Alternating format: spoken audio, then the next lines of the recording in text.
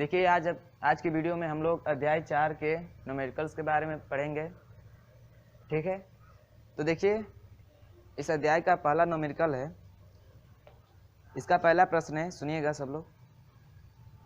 कोई वस्तु उस समय तक अपनी विरामावस्था अथवा गति अवस्था परिवर्तन नहीं करती जब तक कि उस पर कोई बाह्य बल न लगाया जाए। इसका कारण है। देखिए क्या कर रहा है ये प्रश्न। देखिए क्या रहा है कि यदि कोई वस्तु है वह अपनी विरामावस्था और गति की अवस्था में तब तक परिवर्तन नहीं करती है जब तक कि उस पर कोई बाह्य बल न लगाया जाए। तो इसका कारण क्या है, ये इस क्वेश्चन में क्या किया है, पूछा है। तो आप लोगों ने गति का पहला नियम पढ़े होंगे न्यूटन का। तो उन्होंने उसमें जड़त्व के बारे में बताया था, जड़त्व का नियम दिया था। यदि कोई वस्तु विरामावस्था में है तो वो विरामावस्था में रहेगी, गतिशील अवस्था में है तो गतिशील अवस्था में रहेगी जब तक उस पर कोई बाह्य बल न लगाया जाए। तो वो नियम किसका था, जड़त्व का।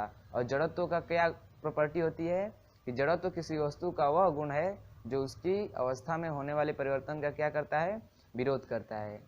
क्या करता है, विरोध करता है। तो कोई वस्तु अपनी विरामावस्था में है तो विरामावस्था में ही रहेगी, और गति की अवस्था में है तो गति की अवस्था में रहेगी जब तक उस पर कोई बाह्य बल न लगाया जाए। इसका कारण क्या है, जड़त्व। तो पहले क्वेश्चन का आंसर कौन सा हो जाएगा, ऑप्शन नंबर, जो पहला प्रश्न है उसका सही आंसर क्या होगा, ऑप्शन नंबर सी। और वो क्या है, जड़त्व। क्या है, जड़त्व। जड़त्व किसी पदार्थ का वह गुण है जो उसकी अवस्था में होने वाले परिवर्तन का क्या करता है, विरोध करता है। तो पहला क्वेश्चन समझ में आया। चलिए पढ़ते हैं अगले क्वेश्चन की तरफ। तो देखिए अगला क्वेश्चन है, किसी पिंड पर 100 न्यूटन का बल 0.4 सेकेंड तक लगाया जाता है तो बल का आवेग क्या होगा। बल का आवेग, देखिए दूसरा क्वेश्चन में क्या पूछा है, बल का आवेग। और बल का आवेग को किससे दिखाते हैं, आई से। और ये किसके बराबर होता है, तो F इंटू डेल्टा टी। यानी किसी वस्तु पे लगाया गया बल, कुछ समय के लिए लगाया गया बल, उस बल और जो समय अंतराल है उसके गुणनफल के जो गुणनफल होता है वही किसके बराबर होता है, बल के आवेग। यानी आवेग किसे कहते हैं, तो किसी वस्तु पे अल्प समय के लिए लगाया गया बलों का गुणनफल ही क्या कहलाता है, आवेग कहलाता है। तो इसमें आवेग पूछा है। तो देखिए बल दे दिया है F बराबर, आपको देखिए क्वेश्चन में क्या दिया है कि एक पिंड पर 100 न्यूटन का बल लगाए थे। यानी F का मान दिया है कितना, 100 न्यूटन, और कितने समय के लिए लगाया जा रहा है, तो T का मान कितना दिया है, 0.4 सेकेंड के लिए। तब इस फार्मूले पर रखेंगे तो F का मान कितना है, 10, और इसका मान कितना है 0.4, और गुणा करेंगे तो कितना आएगा, सॉरी देखिए यहाँ पे बल का मान दिया है कितना, 100 न्यूटन दिया है। कितना दिया है, 100 न्यूटन। तो अब इसमें मल्टीप्लाई करेंगे तो ये पॉइंट कितने स्थान पे है, एक स्थान पे, तो ये एक जीरो तो ऐसे ही कैंसिल हो जाएगा। तो गुणा करेंगे तो कितना आएगा, 40। कितना आएगा, 40। और आवेग का मात्रक क्या होता है, जो संवेग का मात्रक होता है वही क्या होता है, Newton into second. Newton into second. तो दूसरा प्रश्न भी समझ में आया आप लोगों को। देखिए प्रश्न में क्या दिया था कि किसी वस्तु पे 100 न्यूटन का बल 0.4 सेकेंड के लिए क्या किया जा रहा है, अप्लाई किया जा रहा है। तो वस्तु का बल आवेग ज्ञात कीजिए। तो बल आवेग बराबर क्या होता है, F into delta T. F का मान दिया है, डेल्टा टी का मान दिया है, दोनों का मल्टीप्लाई करेंगे हम लोग का आंसर आ जाएगा। तो देखिए कौन सा आंसर सही है, कौन सा आंसर सही है, option number A. Option number A क्या है, इसका करेक्ट है। ठीक है, और पहले का क्या था, ऑप्शन नंबर सी। इतना क्लियर हुआ, इतना क्लियर हुआ, सबको समझ में आ रहा है। चलिए आगे क्वेश्चन की तरफ बढ़ते हैं। देखिए क्या दिया है, यदि स्वतंत्र गति के लिए 1 किलोग्राम द्रव्यमान की वस्तु किसी वस्तु पर यदि स्वतंत्र गति के लिए 1 किलोग्राम द्रव्यमान की किसी वस्तु पर 1 न्यूटन का बल लगाया जाए तो वह क्या करेगी। देखिए ऑप्शन दिया है, 1 मीटर पर सेकेंड की चाल से गति करेगी, 1 किलोमीटर प्रति सेकेंड की चाल से गति करेगी, 10 मीटर पर सेकेंड स्क्वायर के त्वरण से गति करेगी, या 1 मीटर पर सेकेंड स्क्वायर के त्वरण से गति करेगी। तो सबसे पहले देखिए क्वेश्चन में क्या क्या दिया है और क्या पूछ रहा है, या उसका पूछने का तात्पर्य क्या है। तो इस तीसरे प्रश्न में देखिए क्या कह रहा है कि कोई 1 किलोग्राम की वस्तु है, यानी M का मान दिया है कितना, 1 किलोग्राम, और उस पर 1 न्यूटन का बल लगाया जा रहा है। यानी बल क्या लगाया जा रहा है, 1 न्यूटन का उस पर क्या लगाया जा रहा है, बल लगाया जा रहा है। तो क्या कह रहा है, लगाया जाए तो वह अगर 1 किलोग्राम द्रव्यमान की वस्तु पे इतना न्यूटन का बल लगाएंगे तो क्या करेगी, मोशन तो करेगी ही, मोशन करेगी ना। तो इसका मतलब ये पूछ रहा है कि मोशन करेगी, तब मोशन में एम एफ में क्या एक और इसमें आता है ए, यानी पूछ देगा। आपको ऑप्शन में भी दिया है कि मीटर पर सेकेंड के स्क्वायर से गति करेगी, या उसका चाल दिया है, लेकिन हम लोग को एम दिया है, एफ दिया है। लेकिन तो न्यूटन के दूसरे नियम से हम लोग जानते हैं, एक संबंध पढ़े हैं, एफ बराबर एम इंटू ए। इसका मतलब इसमें वस्तु का क्या पूछ रहा है, त्वरण पूछ रहा है। इससे तात्पर्य है कि वस्तु का क्या पूछ रहा है, त्वरण पूछ रहा है। यदि त्वरण भी निकल जाए तो हम लोग इसकी वेग भी निकाल सकते हैं कि किस वेग से क्या करेगी, आगे बढ़ेगी। तो ठीक है, इसमें इस क्वेश्चन में मेन तात्पर्य हम लोग का किससे, त्वरण से, क्योंकि 2 मान दे दिया है तो एक मान निकालना ही होता है। तो चलिए एफ का मान कितना है 1, एम का मान कितना है 1, ए का निकालना है। ए के लिए इधर कर रहे हैं, अब ए के लिए करेंगे तो क्या हो जाएगा, इधर आएगा तो अपान में होगा यानी 1, और ए का मात्रा यानी त्वरण का मात्रा क्या होता है, मीटर पर सेकेंड स्क्वायर। तो जो 1 किलोग्राम द्रव्यमान की वस्तु है उस पर 1 न्यूटन का बल लगाएंगे तो वह 1 मीटर पर सेकेंड स्क्वायर के त्वरण से क्या करेगी, गति करेगी। क्या करेगी, गति करेगी। तो इसमें ऑप्शन नंबर क्या, कौन सा सही है, देखिए ऑप्शन नंबर डी, 1 मीटर पर सेकेंड स्क्वायर के त्वरण से क्या करेगी, गति करेगी। कब, जब 1 किलोग्राम द्रव्यमान की वस्तु पर 1 न्यूटन का बल लगाएंगे तो वह 1 मीटर पर सेकेंड स्क्वायर के त्वरण से क्या करेगी, गति करेगी। तो ऑप्शन नंबर कौन सा सही है, डी इसका सही है। कौन सा सही है, डी। इतना क्लियर हुआ, सबको समझ में आ रहा है ना। चलिए फिर आगे क्वेश्चन की तरफ चलते हैं। तो चलिए अगला क्वेश्चन देखते हैं, चौथा 4 नंबर का देखते हैं।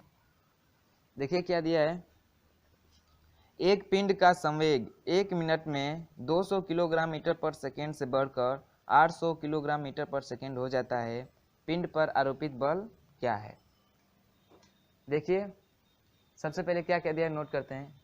कोई पिंड है वो 1 मिनट में, यानी समय दिया है 1 मिनट, 1 मिनट में उसका जो संवेग है वो 200 से, जो उसका संवेग है, मान लीजिए क्या संवेग P1 जो है 200 किलोग्राम मीटर पर सेकेंड से, जो P2 बढ़ के कितना हो जाए, मान लो P2 कितना हो जा रहा है 800 किलोग्राम मीटर पर सेकेंड हो जा रहा है।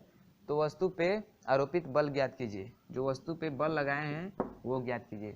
तो देखिए संवेग इतना से बढ़कर इतना हो जा रहा है, यानी संवेग परिवर्तन हो रहा है, और उसमें समय भी दिया है, यानी संवेग परिवर्तन और बल, इसमें बल पूछा है। तो एक संवेग परिवर्तन, संवेग और बल में संबंध बताया गया आप लोग को, और वो क्या होता है, जो F बराबर होता है वो क्या होता है, mv माइनस mu, यानी संवेग परिवर्तन की समय दर।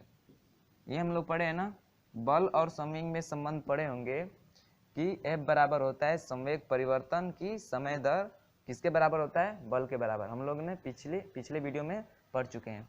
तो यहाँ से बल का ही मान पूछ रहा है, संवेग परिवर्तन भी हो रहा है, यानी P1 और P2 और P1 का मान भी दिया है, यानी संवेग परिवर्तन हो रहा है। तो हम लोग यहाँ से निकाल सकते हैं कि इस वस्तु पे कितना बल लगा है। तो संवेग परिवर्तन निकालेंगे, यानी ये क्या है, मान लीजिए P2 है, क्योंकि अंतिम में से ही ना प्रारंभिक घटाते हैं, अंतिम वेग में से प्रारंभिक वेग घटाते हैं तो उसका अंतर निकलता है। तो ये क्या है, ये हम लोग का P2 है, और ये क्या है, P1 है।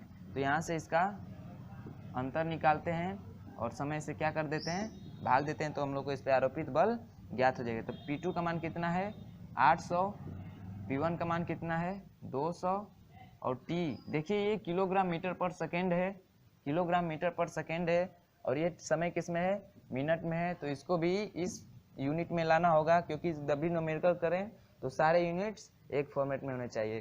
तो अब ये मिनट में है तो इसको किस में चेंज कर दीजिए, सेकेंड में। तो 1 मिनट में कितने सेकेंड होते हैं, 60 सेकेंड। कितने होते हैं, 60 सेकेंड। सबको क्लियर है इतना ना। तो यहाँ पे T का मान कितना रख देंगे 60, तो अब इधर माइनस करेंगे तो कितना हो जाएगा 600, और ये 60, यहाँ से 0 से 0 कैंसिल आउट हो जाएगा, और ये कितना हो जाएगा 10, यानी इस वस्तु पे कितने न्यूटन का बल आरोपित हुआ है, 10 न्यूटन का बल आरोपित हुआ। तो देखिए कौन सा ऑप्शन सही है, ऑप्शन कौन सा सही है, पांचवे का, अरे प्रश्न नंबर चौथे का कौन सा सही है, ऑप्शन नंबर डी। जो ये 10 न्यूटन का बल लग रहा है ये इसमें ऑप्शन नंबर इसमें डी कौन सा है, सही है, यानी डी हम लोग का जो डी ऑप्शन है वो क्या है, करेक्ट है। समझ में आया ना। संवेग परिवर्तन और बल में जो संबंध है पिछली क्लासों में पढ़ चुके हैं। जो एफ होता है संवेग परिवर्तन की समय दर के बराबर होता है। यहाँ पे संवेग परिवर्तन हो रहा है 200 से 800 हो जा रहा है, यानी कितने का परिवर्तन हो रहा है, तो 800 में से 200 माइनस कर देंगे तो कितना 600 का हो रहा है, उसमें समय से भाग कर देंगे तो जो बल है उस वस्तु पे लगा हुआ वो हम लोग का निकल जाएगा। इतना क्लियर है। चलिए अगले क्वेश्चन की तरफ बढ़ते हैं। चलिए अगला प्रश्न देखते हैं। मैं प्रश्न पढ़ रहा हूँ, देखिए क्या दिया है। 5 ग्राम द्रव्यमान के पिंड जो कि विरामावस्था में है पर एक बल 20 सेकेंड के लिए लगता है, जिसके बाद वह उसको कोई बल नहीं लगाया, यानी कोई 5 ग्राम का द्रव्यमान 5 ग्राम का कोई पिंड है जो विरामावस्था में है और उसे 20 सेकेंड के लिए बल लगाया जा रहा है और फिर उसके बाद उस पर कोई बल नहीं लगाया जा रहा है। एक बार बल लगा के छोड़ दे रहे हैं, फिर कह रहा है कि 5 सेकेंड पश्चात, यानी बल लगा के जैसे छोड़ दिए तो 5 सेकेंड पश्चात 50 सेंटीमीटर दूरी चलकर रुक जाता है। जिस पिंड पे जो 5 ग्राम का पिंड है उस पे 20 सेकेंड के लिए, तब यानी 20 सेकेंड के लिए ऐसे जोर लगा के 20 सेकेंड हुआ, उसके बाद छोड़ दिए तो वो मूव करती रही और उसके बाद उस पर कोई बल नहीं लगाया गया है अपनी तरफ से। तो क्या कह रहा है कि 5 सेकेंड पश्चात 50 सेंटीमीटर की दूरी चलकर रुक जाती है, तो बल का मान न्यूटन में ज्ञात कीजिए। जो हम लोगों ने 20 सेकेंड तक के लिए बल लगाया था उस वस्तु को, जैसे मान लीजिए आप लोग कभी गाड़ी को धक्का दिए होंगे तो कुछ समय तक बल लगा के दूर तक धकेलते हुए जाते हैं ना और उसके बाद से छोड़ देते हैं। तो वहीं इस प्रश्न में हुआ है कि जो 5 ग्राम का पिंड है जो कि विरामावस्था में है उस पर 20 सेकेंड के लिए बल लगाया गया है। अब बल का मान नहीं है, उसी मान को निकालना है हम लोग को। तो 20 सेकेंड के लिए बल को लगाया गया है और उसके बाद से छोड़ दिया गया है, किसी प्रकार का बल नहीं लगाया गया है। तो जो वस्तु है 5 सेकेंड बाद 50 सेंटीमीटर दूरी चल के वो क्या हो जाती है, रुक जाती है। तो उस बल का मान ज्ञात करना है जो 20 सेकेंड के लिए लगाया गया है। तो देखिए सबसे पहले क्या क्या दिया है वो लिख लेते हैं। तो 5 किलोग्राम का एक पिंड है यानी द्रव्यमान दिया है, ठीक है। पांचवा क्वेश्चन है ना इस वीडियो का ये। देखिए एम का मान दिया है कितना, 5 ग्राम दिया है, ठीक है, ग्राम दिया है। देखिए मात्रा पे यूनिट पे ध्यान दीजिएगा। जो कि विरामावस्था में रहेगी, मतलब उसकी प्रारंभिक वेग क्या होगा, 0 होगा। गति में पढ़े होंगे, उसका प्रारंभिक वेग क्या होगा, 0 होगा। उस पे 20 सेकेंड तक के लिए क्या लगाया जाता है, बल लगाया जाता है। समय दिया है, एक समय दिया है, मान लीजिए 20 सेकेंड, T1 मान लीजिए इसको। 20 सेकेंड के लिए क्या लगा, क्योंकि इसमें समय 2 दिया है तो इसको T1 मान ले। 20 सेकेंड के लिए क्या लगाया जा रहा है, इस पे बल लगाया जा रहा है, इस वस्तु पे बल लगाया जा रहा है। कितने समय के लिए, 20 सेकेंड के लिए। अब उसके बाद से कोई बल नहीं लगाया जा रहा है। देखिए बल लगाने के बाद क्या हो रहा है कि वस्तु जो है 5 सेकेंड के पश्चात, जो T2 का मान दिया है, 5 सेकेंड के पश्चात 50 सेंटीमीटर दूरी तय करके ये वस्तु क्या हो जा रही है, स्टॉप हो जा रही है, यानी अंतिम वेग भी क्या हो जा रहा है, इसका 0 हो जा रहा है। ठीक, क्या हो जा रहा है, 0 हो जा रहा है। अंतिम वेग इस पोजीशन की बात कर रहा है, जब रुक जा रही है उस पोजीशन की। जब बल लगा के धक्का देंगे तो उसकी तो कोई वेलोसिटी होगी ही, अंतिम वेग होगा ही कि इतने स्पीड से चलेगी, ठीक है। तो इतना हम लोग को दिया है और इसमें क्या कर रहा है कि जो बल लगाया गया है, ये 20 सेकेंड के लिए जो बल लगाया गया है, उसी बल का मान क्या करना है, हम लोग को फाइंड आउट करना है। क्या करना है, फाइंड आउट करना है। तो चलिए देखते हैं इस बल का मान कैसे निकालेंगे। तो आइए निकालते हैं उसको। तो चलिए इसको हल करते हैं। तो गति के पहले समीकरण से, ठीक है, इसमें हम लोग को F निकालना है। तो F के लिए आप लोग फार्मूला पढ़े होंगे क्या, m इंटू, जैसे F निकालना है तो इसके लिए फार्मूला पढ़े होंगे क्या, F बराबर, ऊपर लिख देना, F बराबर m इंटू ए। देखिए मास तो दिया है, हम लोग को A लाना है, A का मान ज्ञात करना है तो बल का मान निकल जाएगा। तो A निकालने के लिए सबसे पहले तो हम लोग को त्वरण चाहिए। अब त्वरण हम लोग इन सारी चीज़ों से निकालेंगे, ठीक है। तो देखिए सबसे पहले गति के पहले समीकरण से v बराबर u प्लस at से जब 20 सेकेंड के लिए उस वस्तु पे बल लगा रहे हैं तो उस वस्तु का तो कोई अंतिम वेग होगा ही, बनेगा ना। तो उसको निकालते हैं तो क्या बनेगा, जो v का मान है, वस्तु शुरू में क्या है, विरामावस्था में है, a का मान निकालना है और समय कितना दिया है, t1 का मान 20 सेकेंड। तो v बराबर कितना आ जाएगा 20a। ये इतने वेग से क्या करेगी वस्तु, जब 20 सेकेंड के लिए वस्तु पर बल लगाएंगे तो इतने वेग से क्या करेगी, मूव करना शुरू कर देगी। अब इतने वेग से मूव करना शुरू कर दिए तो अगला कंडीशन दे रहा है कि 5 सेकेंड बाद वो इतने सेंटीमीटर दूरी जाके क्या हो जा रही है, रुक जा रही है। तो अब ये जो है 20a, अब ये इस पोजीशन के लिए अब ये किसका काम करेगा, प्रारंभिक वेग का काम करेगा। ये जो है 20a अब ये किसका काम करेगा, प्रारंभिक वेग का, किसके लिए, इस पोजीशन के लिए। ठीक है, जब हम लोग बल लगा दिए अब उतने ही मोशन से गति करने लगी, अब ये u का काम करने लगी। ठीक, जो इतना सेंटीमीटर इतने समय में जाने के बाद क्या हो जा रही है, विरामावस्था में हो जा रही है, उसका अंतिम वेग 0 हो जा रहा है।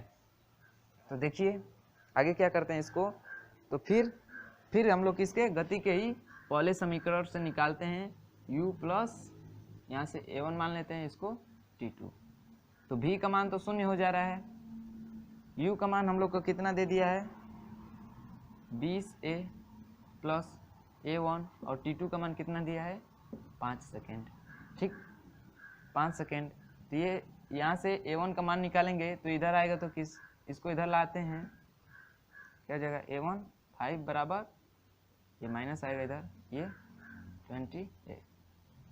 तो यहाँ से कटाएंगे 4 बार में, तो ये माइनस जाके उधर ये माइनस इधर लग जाएगा, तो कितना हो जाएगा इधर -4a।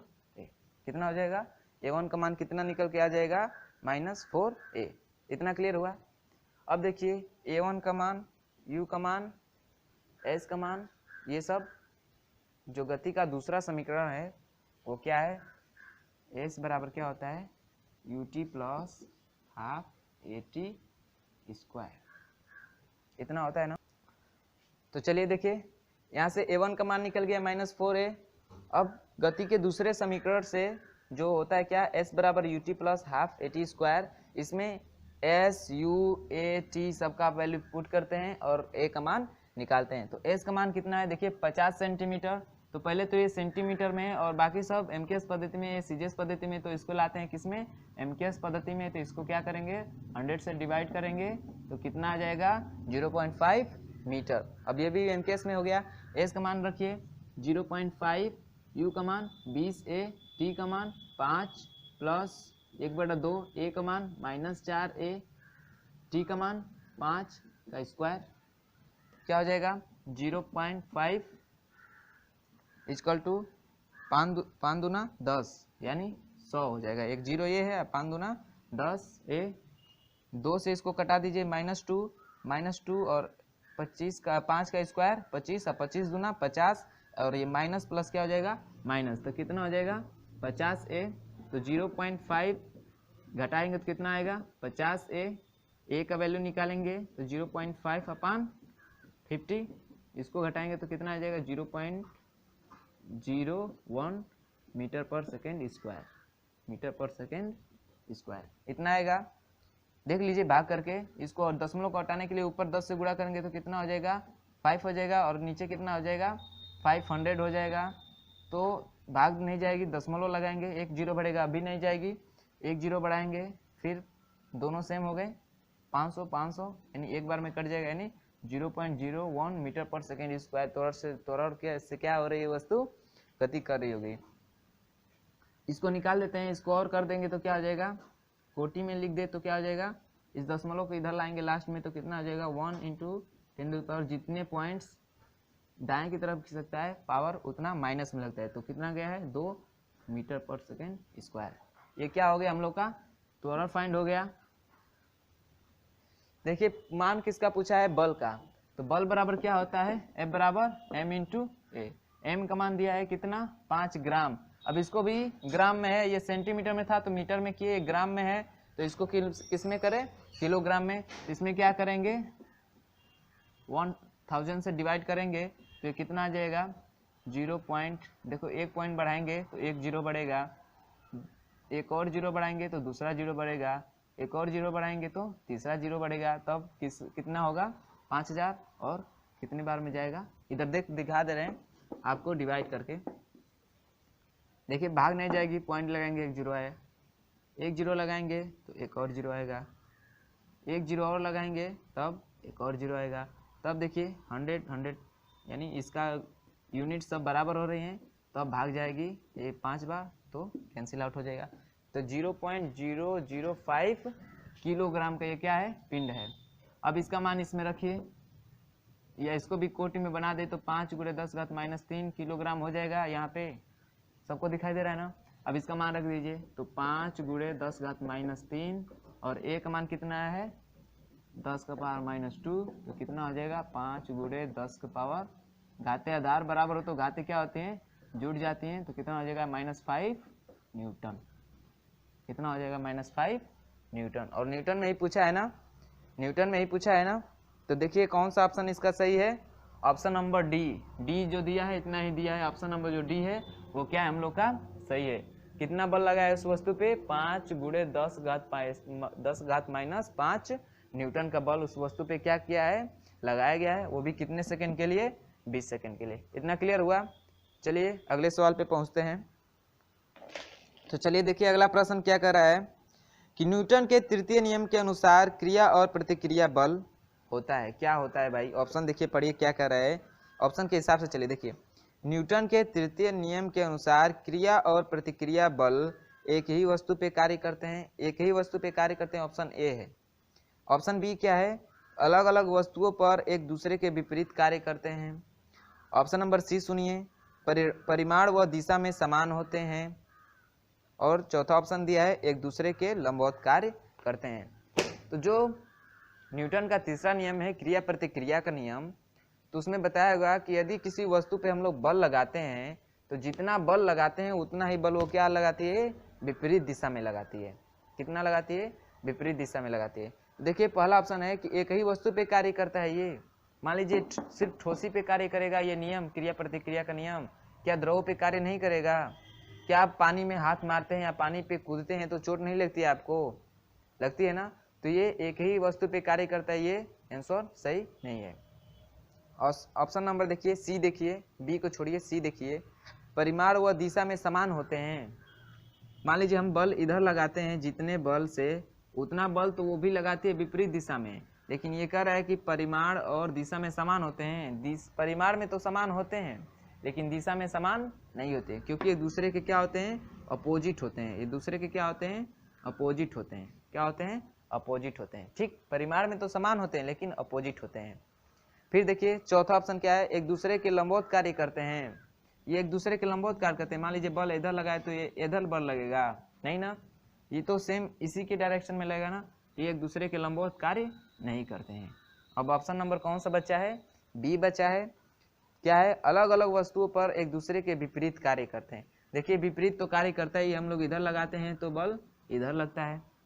अब कह रहे अलग अलग वस्तुओं पे अलग अलग कार्य करते हैं। जी हाँ, इस मान लीजिए हम ठोस पे मारेंगे तो जितनी बल से मारेंगे उतना बल से तो अपोजिट डायरेक्शन में ये प्रतिक्रिया करेगा।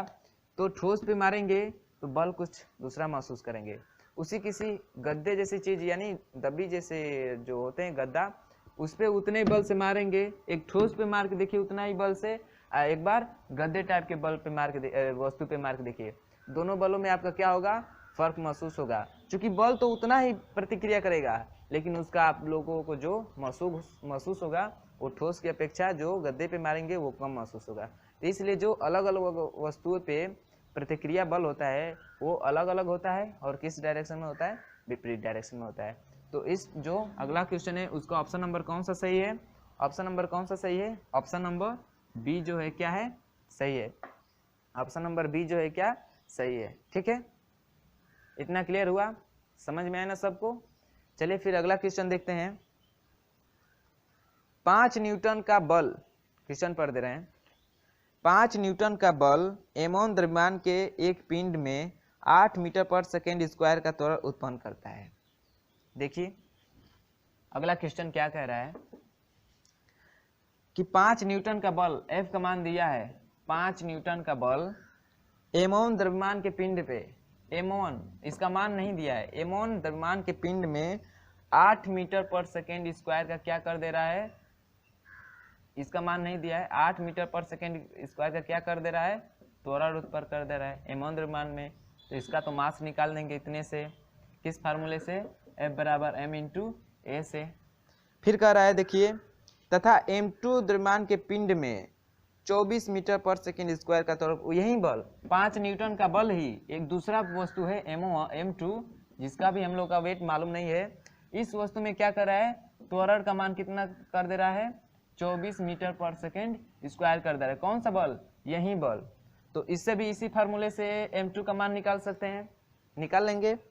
फिर कह रहा है कि यदि दोनों पिंड एक साथ बांध दिए जाए, अब m1 और m2 दोनों को एक साथ बांध दिया जाए तो इस वस्तु को, ये जो बल है 5 न्यूटन का बल ही, जो इस पे 5 न्यूटन का बल ही लगा रहे हैं, इन दोनों वस्तुओं में कितना त्वरण उत्पन्न कर देगा, वही क्या कर रहा है हम लोग को पूछ रहा है।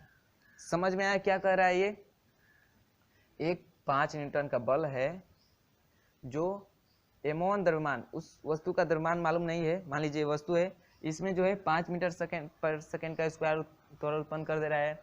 फिर यही जो बल है इस वस्तु में 24 मीटर पर सेकेंड का स्क्वायर कर दे रहा है। अब इन दोनों वस्तुओं को एक साथ बांध दे, यानी एक दूसरे के संपर्क में लगा दे और फिर 5 न्यूटन का बल लगाएं तो ये वस्तु जो है कितनी, दोनों वस्तुएं एक साथ जो जुड़ गई हैं कितने त्वरण से आगे बढ़ेंगी, यही पूछा है। तो सबसे पहले m1 और m2 का मान ज्ञात करते हैं। क्या करते हैं, m1 और m2 का मान ज्ञात करते हैं। तो किस फार्मूले से, F बराबर m इंटू ए। तो m का मान निकालेंगे वहाँ से तो क्या होगा, F बाई ए। तो m1 का मान निकालते हैं, m1 का मान। तो m1 के लिए F क्या है, 5 है, a क्या है, 8 है। तो ये कितना हो जाएगा, इतना ही रहने दीजिए, क्या करें, इतना ही रहने दीजिए। फिर यहाँ से निकालिए दूसरे वस्तु का द्रव्यमान। तो F का मान तो सेम है, वही है, कितना 5, A का मान कितना है 24, इतना किलोग्राम, ये इतना किलोग्राम हो गया। अब कह रहा है कि इन दोनों वस्तुओं को एक साथ बांध दिया जाए। बांध दिया जाए मतलब इन दोनों वस्तुओं को एक साथ जोड़ दें तो एक हो जाएगा ना, इन दोनों वस्तुओं को, यानी m1 प्लस m2 कर दें तो कितना हो जाएगा, 5/8 प्लस 5/24। इसका एलसीएम निकालते हैं। एलसीएम सबको निकालने आता है ना, क्योंकि जब भी भिन्न का होता है जोड़ घटाव तो उसका सबसे पहले एलसीएम लेते हैं। तो इतने का एलसीएम लीजिए, कितना हो जाएगा, 8 से कटाइए, 8 × 8, 8 3 × 24, यानी 8 3 × 24। कितना इसका एलसीएम आएगा, 8 3 × 24। तो इसमें डिवाइड करते हैं, जितना आता है ऊपर मल्टीप्लाई करते हैं। तो 8 3 × 24, 3 5 3 15 प्लस ये तो 5 होगा, तो कितना हो जाएगा 20/24। 20/24 जो दोनों पिंडों का द्रव्यमान होगा वो कितना हो जाएगा, 20/24। अब निकालते हैं कि अब इतना जो दोनों पिंड को एक साथ जोड़ दे रहे हैं तो इसका मास कितना हो जा रहा है, 20/24 किलोग्राम। तो ये जो बल है इसमें कितना त्वरण उत्पन्न करेगा, तो इसी फार्मूले में रखिए। बल का मान कितना है 5 बराबर m का मान कितना है 20/24। a का मान तो ज्ञात करना है, तो a बराबर निकालेंगे तो इसका ऊपर गुणा होगा, यानी 5 × 24 और ये जो ऊपर है गुणे में वो क्या आ जाएगा नीचे, कटाएंगे 5 चौके 20 और 4 छके 24, यानी 6 मीटर पर सेकेंड स्क्वायर का क्या कर देगा, त्वरण उत्पन्न कर देगा। ठीक है, समझ में आया सबको, कितने मीटर पर सेकेंड स्क्वायर का त्वरण उत्पन्न करेगा, 6 मीटर पर सेकेंड स्क्वायर का त्वरण उत्पन्न कर देगा। तो आपका ऑप्शन नंबर कौन सा सही है, option number A. Option number A क्या है आपका, सही है। सबको समझ में आया। एमोन द्रव्यमान के पिंड में 8 मीटर पर सेकंड का स्क्वायर त्वरण उत्पन्न कर रहा है, कौन सा बल, 5 न्यूटन का बल। और M2 द्रव्यमान में 24 मीटर पर सेकंड स्क्वायर का बल उत्पन्न कर रहा है। दोनों से हम लोग क्या M2 और M1 का मान निकाल लेते हैं। फिर प्रश्नानुसार कह रहा है दोनों को एक साथ बांध दे रहे हैं, यानी दोनों भारों को एक साथ जोड़ देंगे। जोड़ दिए, कितना आया 20/24 किलोग्राम। अब अब इतने द्रव्यमान की वस्तु में 5 न्यूटन का बल कितना त्वरण उत्पन्न करेगा, तो इसी फार्मूले से इस दोनों वस्तुओं का वैल्यू हम लोग ज्ञात कर लिए। ए का मान आसानी से ज्ञात कर सकते हैं। इतना समझ में आया सबको। इतना समझ में आया। चलिए एक और क्वेश्चन देख लेते हैं। तो चलिए अगला क्वेश्चन देख लेते हैं। देखिए क्या दिया है। एक समतल सड़क पर मोटर कार चाल 72 किलोमीटर प्रति घंटे की चाल से चल रहा है। एक मोटर कार है जो 72 किलोमीटर प्रति घंटे की चाल से किस पे चल रहा है, एक समतल रोड पे चल रहा है। यानी उसकी चाल दिया है, वो भी कौन सी चाल, प्रारंभिक चाल, जिसको दिखाते हैं किससे, u से, और कितना दिया है 72 किलोमीटर प्रति घंटा। फिर क्या कर रहा है, वह ब्रेक लगाने के बाद 20 मीटर दूरी पे जाके विश्राम अवस्था में हो जाता है। ब्रेक लगा रहा है तो कितना मीटर, यानी एस का मान दिया है कितना, 20 मीटर दूरी पे जाके क्या हो जा रहा है, विराम अवस्था में हो जा रहा है। यानी v का मान उसका अंतिम में क्या हो जा रहा है, 0 हो जा रहा है। यदि कार तथा उस पर भार का वजन 90 किलोग्राम है तथा त्वरण स्थिर रहता है तो मंदन बल ज्ञात कीजिए।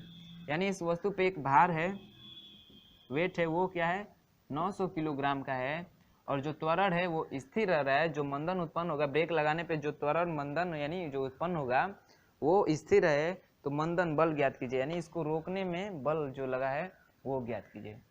तो सबसे पहले देखिए v दिया है, s दिया है, u दिया है, और बल पूछ रहा है, तो बल बराबर क्या होता है, m इंटू ए होता है।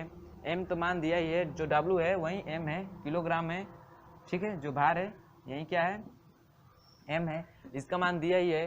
f का मान निकालना है, तो a का मान इन चीज़ों से निकाल के और इसमें रख के हम लोग मंदन बल क्या कर सकते हैं, ज्ञात कर सकते हैं। तो देखिए जब भी ब्रेक लगता है तो जो त्वरण उत्पन्न होगा वो मंदन यानी माइनस में उत्पन्न होता है, जिससे ये दर्शाता है कि गाड़ी क्या रही, धीरे धीरे उसका त्वरण कम होता जा रहा है। तो देखिए us भी दिया है, तो किस समीकरण से हम लोग a का मान निकाल सकते हैं गति के, तीसरा समीकरण आप लोगों को देखा होगा, v स्क्वायर बराबर e स्क्वायर प्लस 2as होता है। इन सारी वैल्यू दी है ना, a का मान ज्ञात करना है और ये सब वैल्यू दी है। v का मान 0 है, 0 रखिए। u का मान कितना है, इसको मीटर पर सेकेंड में बदलने के लिए क्या करते हैं, 5/18 से क्या करते हैं, गुणा कर देते हैं, 18 चौक 72, तो कितना हो जाएगा 20 मीटर पर सेकेंड के वेग से क्या हो रही थी, चल रही थी। तो u का मान कितना हो गया 20, इसका कर देंगे स्क्वायर प्लस 2, a का मान ज्ञात करना है कितनी मीटर, 20 मीटर पे जाके दूरी दी है कितना, s का मान 20, a का मान ज्ञात करना है, इसको इधर लाएंगे तो क्या हो जाएगा, माइनस में हो जाएगा, 2 बार गुणा कर देना है, इसका स्क्वायर मतलब 2 बार गुणा बराबर 20 दूना 40 है। a का मान ज्ञात करना है, ये क्या होगा, इसके बटे में आ जाएगा, 0 से 0 कैंसिल हो जाएगा, 4 पचे 20, 5 दूना 10, यानी a का मान जो आया 10 मीटर पर सेकेंड स्क्वायर है। ये माइनस चिन्ह क्या दर्शा रहा है, ये जो माइनस चिन्ह है ये दर्शा रहा है कि मंदन है, ठीक ना, क्या दर्शा रहा है, मंदन को, त्वरण जो है धीरे धीरे क्या हो रहा है, कम हो रहा है, जिससे गाड़ी जाके क्या हो जाती है, आगे रुक जाती है। तो मंदन बल पूछ रहा है, तो m का मान दिया है 900 किलोग्राम और a का मान निकाले लिए हैं, इसमें रखिए इस फार्मूले में, a का मान 900 गुणे a का मान -10, तो कितना मंदन बल आ जाएगा, कितना हो जाएगा -900 न्यूटन।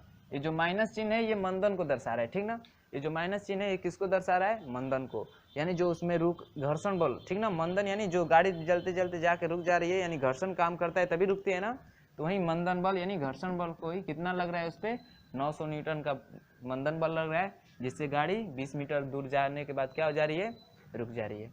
क्लियर हुआ इतना, तो कितना आया 20 मीटर पर कहाँ आ गया, 900 न्यूटन का बल जो लग रहा है। तो कौन सा ऑप्शन सही है, देखिए ए जो है 1800 है, अरे 18,000 न्यूटन है, बी जो है 900, यानी जो ऑप्शन नंबर बी है, ऑप्शन नंबर बी है वो क्या है, हम लोग का करेक्ट आंसर है। जो ऑप्शन नंबर बी है वो क्या है, हम लोग का करेक्ट आंसर है। इतना क्लियर हुआ, क्लियर हुआ इतना सबको, चलिए नोट कर लीजिए, फिर अगला देखते हैं।